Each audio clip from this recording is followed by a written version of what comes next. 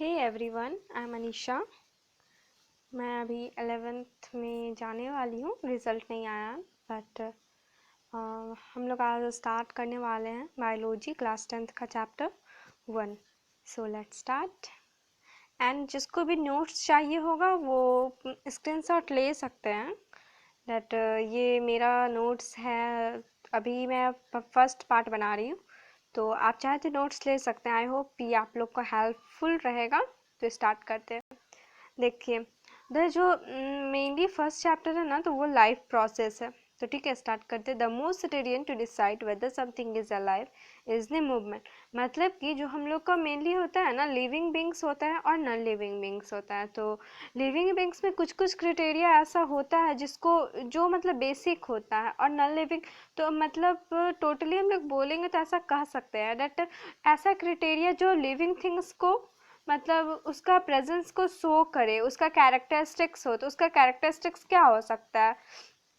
उसका मूवमेंट हो सकता है, ग्रोथ हो सकता है, रिप्रोडक्शन हो सकता है, ये सब हो सकता है।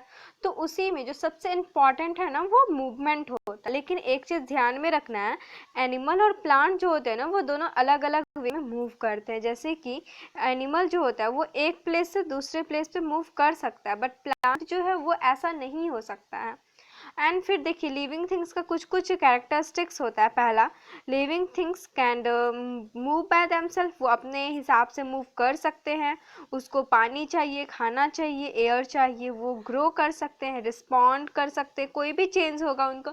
मतलब कि अगर आपका आपका हाथ रखा हुआ है, ठीक है, और बगल में आपका हाथ पे कुछ पिन गिर जाता है या आपको कुछ गर्म चीज़ टच हो जाता है, तो आपको क्या होगा, आपको वहाँ पे लगेगा, गर्म लगेगा, तो आप अपने आप हाथ को मूव कर लीजिएगा। तो वो क्या हुआ, वो एक सेंसिटिव हुआ, वो एक रिस्पॉन्स हुआ। इसके बारे में हम लोग डिटेल में सेकेंड चैप्टर में पढ़ेंगे, कंट्रोल एंड कोऑर्डिनेशन में। तो लिविंग थिंग जो है वो रिस्पायर भी करता है, मतलब जो वो खाना खाता है उसी से वो अपने एनर्जी को रिलीज करता है। इसके बारे में भी हम लोग डिटेल में पढ़ेंगे कि वो कैसे एनर्जी रिलीज करता है। मैं आपको बता देती हूँ, जैसे मेनली ये एनर्जी रिलीज का फंक्शन जो होता है वो माइटोकॉन्ड्रिया में होता है। आप लोग माइटोकॉन्ड्रिया के बारे में जानते होंगे, 9th में आप लोग पढ़े होंगे। तो आगे बढ़ते हैं। लिविंग थिंग्स कैन एक्सक्रीट, जैसे कि देखिए, हम लोग कुछ खाते हैं तो उसका कुछ तो वेस्ट प्रोडक्ट होता है ना, तो वो हम लोग को जो वो हम लोग की बॉडी से आउट होता है उसी को एक्सक्रीट करते हैं। Living things can reproduce, they can have their young ones. Living things जो होते हैं वो रिप्रोड्यूस कर सकते हैं अपने अपने मतलब वो मे बी सेक्सुअली और एसेक्सुअली रिप्रोड्यूस कर सकते हैं। और साथ ही साथ वो जो रिप्रोड्यूस करेंगे वो मतलब उनका परछाई भी होता है। मेनली बोला जाता है डीएनए सेम होता है, ठीक है। तो और फिर यहाँ एक इम्पॉर्टेंट नोट है, virus is connecting link between living and non living things. जो वायरस है वो मेनली लिविंग थिंग्स और नॉन लिविंग थिंग्स के बीच में एक कनेक्ट मतलब लिंक है, ठीक है। जैसे कि देखिए, नॉन लिविंग थिंग्स में अगर लिविंग थिंग्स में कोई वायरस है तो वो नॉन लिविंग थिंग्स में भी जा सकता है, वो नॉन लिविंग थिंग्स से फिर लिविंग में भी आ सकता है, क्योंकि वायरस तो कोई उसका मतलब पता नहीं कर सकते है ना। और फिर देखिए आगे बढ़ते, water living process, water life process, the basic function perform by living organism to maintain their life on the earth is called life process. देखिए, जो बेसिक फंक्शन होता है, जैसे कि रिप्रोडक्शन हुआ, आपका रिप्रोडक्शन हुआ, उसके बाद डाइजेशन हुआ, ये सब क्या हुआ, ये एक बेसिक फंक्शन है जो ह्यूमन बींग्स को सर्वाइव करने में हेल्पफुल रहता है। तो ये सारा जो बेसिक फंक्शन है ना, वो हम लोग की लाइफ को मेंटेन करने में जो हेल्पफुल रहता है उसी को हम लोग लाइफ प्रोसेस कहते हैं, ठीक है। तो basic life process, nutrition and रेस्पिरेशंस।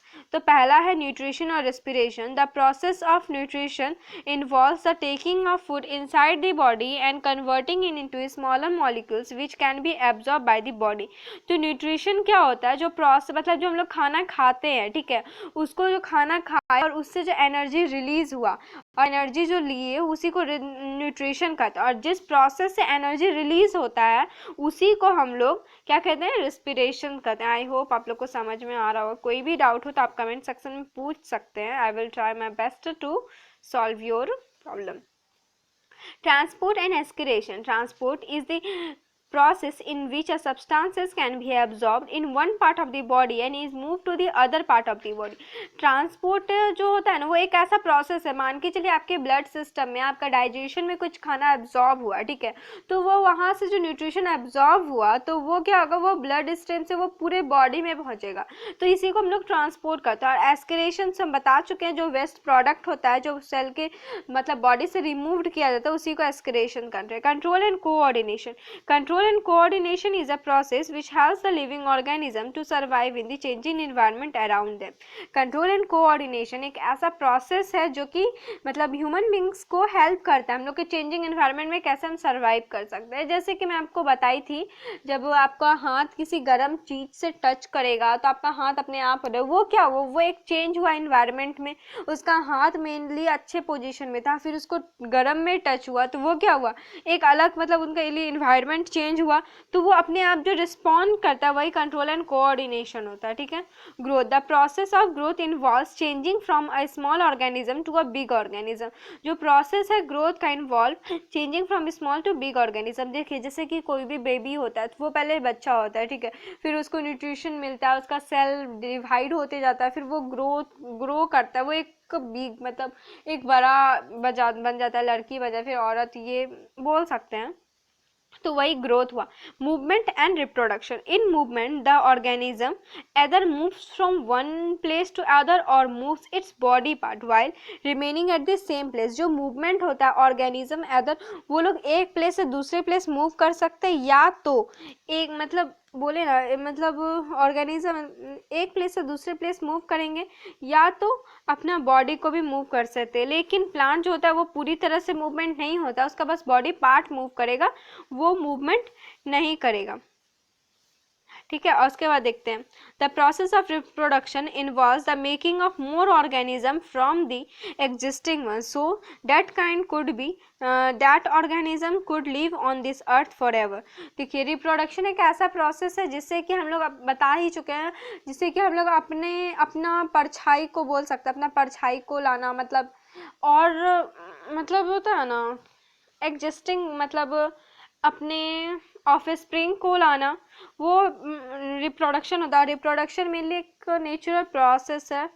And आगे बढ़ते हैं, energy is needed for the life process. Food is a kind of fuel which provide energy to all the living organism. The living organism use chemical energy for carrying our various life process.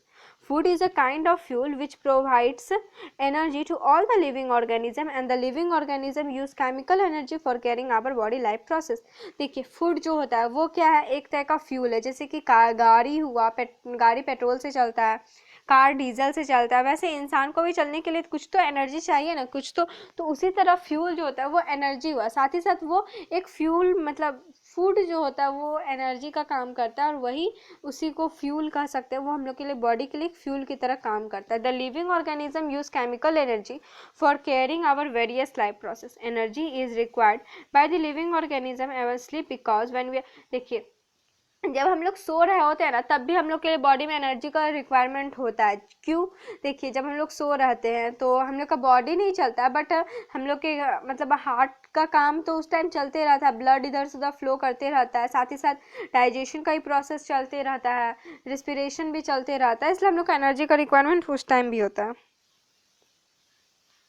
Nutrition respiration यही है बस, ये आप लोग का introduction था, introduction topic था। And मैं आपको बता दूं, मैं एस चांद के बुक से आपको बता रही हूँ, जो भी नोट्स है मेरा वो एस चांद के बुक से मेनली।